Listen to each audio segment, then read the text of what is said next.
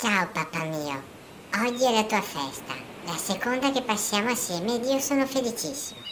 Volevo farti tantissimi auguri e mandarti tantissimi bacioni e dirti che ti voglio un mondo di bene e che l'universo non basterebbe a contenerne nemmeno una piccola parte.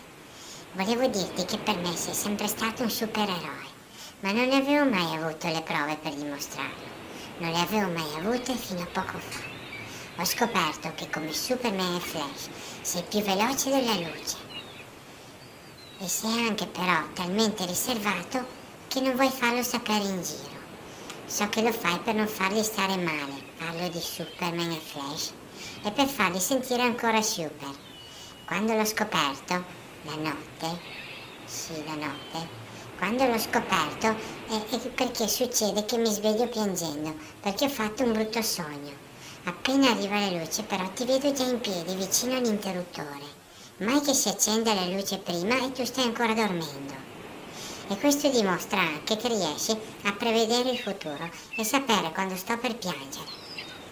Hai anche il potere di capire quando bisogna cambiarmi il pannolino, anche guardandomi da lontano. Entri in casa e fai la smorfia magica e, non capisco come fai a percepirlo, ma hai già saputo che ho fatto la cacca.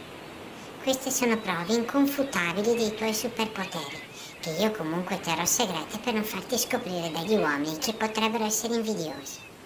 Sono sicuro che la mamma sa queste cose, ma so anche che ce ne sono altre, come il tuo nome da supereroe che io non so. Boh. Però a volte mi è sembrato di sentire la mamma chiamarti Rocco. Chissà cosa avrà voluto mai dire. Ecco papà mio.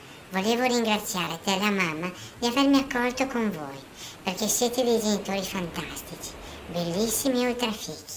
Non potevo scegliere meglio. Grazie ancora papà e mamma mia. Vi voglio un mondo di bene e ti faccio tantissimi auguri per la tua festa del papà. Grazie di amarmi tanto, sai. Ora scappo di nuovo e vado a giocare.